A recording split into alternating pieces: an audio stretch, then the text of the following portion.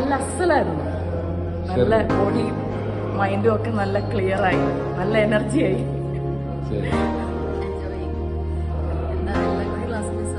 എയറോബിക്സിനെ കുറിച്ച് എന്താ പറയുന്നത്?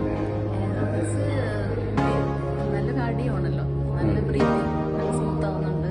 അതിന്റെ ടോട്ടൽ എനർജി തന്നെ എങ്ങനെയുണ്ട് ഷെറിന്റെ വർക്കൗട്ട്?